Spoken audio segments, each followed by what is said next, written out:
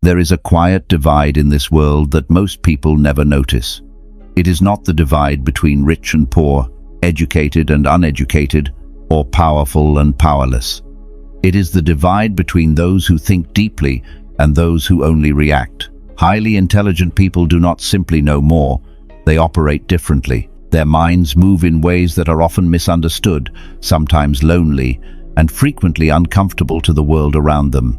And because society celebrates loud confidence more than silent clarity, these differences often go unnoticed or are even punished. The Stoics understood this long before intelligence was measured by degrees or tests. Marcus Aurelius warned that the crowd often mistakes noise for wisdom. And the Bible echoes this truth when it says, "In much wisdom is much grief." Intelligence is not always rewarded with applause. Often, it is rewarded with isolation. Yet those who carry it learn to live by a different code. The first thing highly intelligent people do differently is that they connect information instead of merely collecting it. Most people gather facts like trophies. Intelligent people feel unsettled until those facts form a pattern. They instinctively ask, how does this relate? What does this lead to? What does this mean beneath the surface? This is why they often predict outcomes before others see them coming. They are not smarter because they know more. They are sharper because they link what others keep separate. The Bible calls this wisdom, not knowledge, saying that understanding is more valuable than silver. The Stoics would agree, raw information without interpretation is useless. This is also why intelligent people can seem impatient with shallow conversations. Their minds are trained to build bridges, not collect bricks. The second thing highly intelligent people do differently is that they choose understanding over social approval. Again and again, intelligent individuals discover a painful truth. Thinking independently often comes at the cost of belonging. They question popular beliefs. They resist herd thinking. They refuse to pretend certainty when doubt is more honest. This makes them appear difficult, stubborn, or arrogant. But the reality is simpler. They would rather be correct than comfortable. The Stoics warned against outsourcing your mind to the crowd, and the Bible reminds us not to conform blindly to the patterns of the world. Highly intelligent people internalize this early. They stop asking, "Will they like me?" and start asking, "Is this true?" That single shift changes everything. Somewhere here, if this kind of thinking resonates with you, subscribe this channel, because this is not surface motivation, this is mental clarity. The third thing highly intelligent people do differently is that they listen to decode, not to respond. Most conversations are competitions. People speak to prove, to impress, or to win.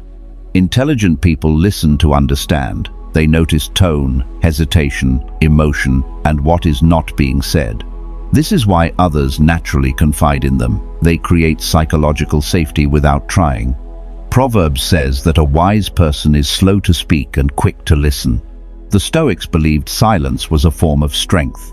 Intelligent people use listening as a diagnostic tool. They are not passive. They are gathering data. And when they finally speak, their words carry weight because they are informed by depth, not impulse.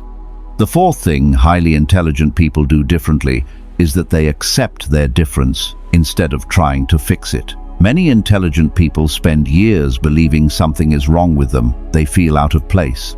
Their interests don't match the crowd. Their curiosity goes deeper than what is socially rewarded. Eventually, something shifts. They stop apologizing for their mind. They stop trying to flatten themselves to fit into narrow expectations. This acceptance is not arrogance, it is self-respect. The Bible speaks of each person being formed uniquely, and the Stoics taught that peace comes from aligning with your nature rather than resisting it. Once intelligent people stop fighting who they are, their energy multiplies. What once felt like a flaw becomes an advantage. The fifth and final thing highly intelligent people do differently is that they treat solitude as fuel, not failure. One of the strongest hidden themes in the comments you saw earlier is this: intelligent people often feel lonelier in crowds than they do alone. So instead of chasing constant stimulation, they learn to use solitude deliberately. In quiet, their thoughts sharpen. In isolation, their ideas mature. Jesus often withdrew alone before major decisions. Stoic philosophers did the same. Solitude is not escape, it is preparation. Highly intelligent people understand that clarity is born in silence, not noise. This is the part most people never tell you. Intelligence does not guarantee happiness. It does not promise ease. What it offers is depth, depth of thought, depth of perception, depth of responsibility. And once you see the world clearly, you can never unsee it. But the reward is this: you are no longer controlled by illusion, trends, or the approval of people who do not think for themselves. If this message spoke to you, remember this: you are not strange, broken, or behind.